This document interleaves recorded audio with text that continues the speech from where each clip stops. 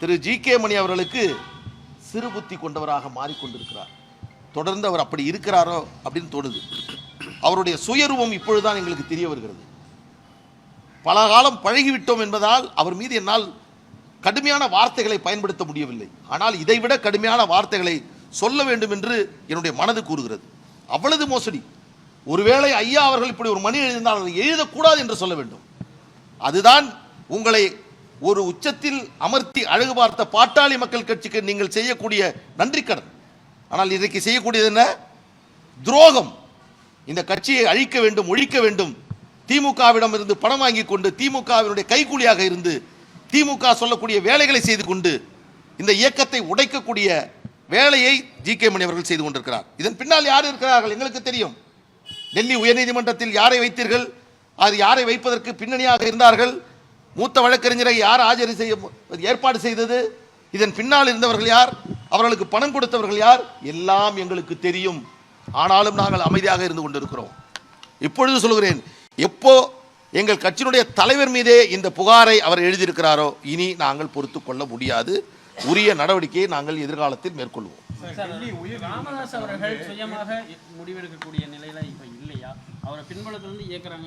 அப்படி இருந்தால் அவரை காப்பாற்றுவதற்கு நீங்க என்ன பண்ண முடியும்? அதாவது நாங்கள் எல்லா நிலைகளிலும் இன்று வரை மருத்துவர் அன்புமணி ராமதாஸ் அவர்கள் எங்கள் ஐயாவினுடைய நலன் மீது, அவருடைய உடல் நலன் மீது, மனநலன் மீது மிகுந்த அக்கறை கொண்டவர். எனவேதான் எந்த கருத்தையும் அவர் மீது நாங்கள் சொல்வதற்கு நாங்கள் தயங்குகிறோம், அஞ்சுகிறோம். சொல்லிவிடக்கூடாது என்று நாங்கள். ஆனால் பல கருத்துக்களை அவர் சொல்லி வருகிறார். எனவே இது சிலருடைய கைப்பாவையாக அவர் மாற்றப்பட்டிருக்கிறார். இதுதான் உண்மை. இந்த உண்மை அத்தனையும் வெளியே வரும்.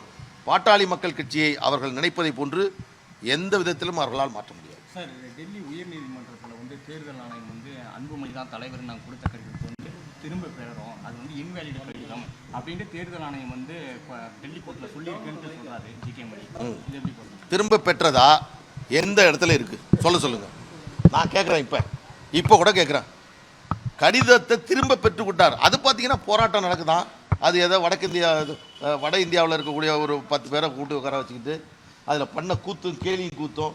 யாரோ ஒருத்தர் பேசிட்டு இருக்காரு, அங்கேருந்து ஒருத்தருடைய வெற்றி வெற்றி வெற்றி சின்னம் யாருக்கும் இல்லை, கட்சியை பறித்து விட்டார்கள், வெற்றி. பைத்தியம் அவங்களுக்குலாம் கொஞ்சம் கூட அடிப்படை அறிவு வேணாம். 10 நிமிஷத்தில் அந்த போலி வேஷம் கரைந்து விட்டது. ஃபர்ஸ்ட்ல என்ன சொன்னாங்க? பிரேக்கிங் என்ன செய்தி வந்தது?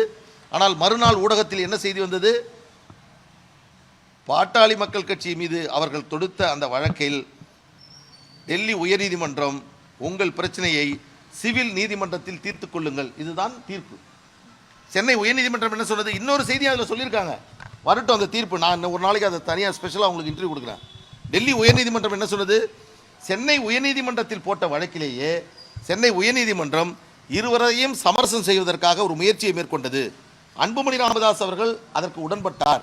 ஆனால் மருத்துவர் ஐயா அவர்களுக்கு உடன்படவில்லை. இப்பொழுதும் இந்த ஒரு நல்லிணக்கத்திற்கு மருத்துவர் அன்புமணி ராமதாஸ் அவர்கள் தயாராக இருக்கிறார் என்பதை சுட்டிக்காட்டி சென்னை உயர்நீதிமன்றம் உரிமையல் வழக்கு தொடர்ந்து உங்களுடைய உரிமையை நிலைநாட்டிக் கொள்ளுங்கள் என்று சொன்னதை இன்று வரை ஜி.கே. மணி தரப்பினர் செயல்படுத்தவில்லை என்பதையும் அந்த தீர்ப்பில் குறிப்பிட்டிருக்கிறது.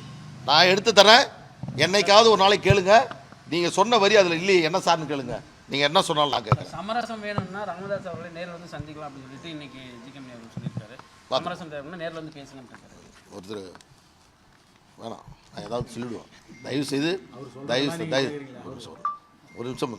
அதாவது இவ்வளவு ஒரு மோசமான வேலையை செஞ்சுக்கிட்டு, ஒரு குள்ளநெறித்தனத்தை பண்ணிக்கிட்டு, இவ்வளவு ஒரு மோசமான செயலை செஞ்சுக்கிட்டு, இப்படி ஒரு கபட நாடகத்தை நாடக்கூடிய இவ்வளவு பெரிய நடிப்பை நடிக்கக்கூடியவர், உலகத்திலேயே தலை சிறந்த நடிகர் தான் அது அவர் தான்.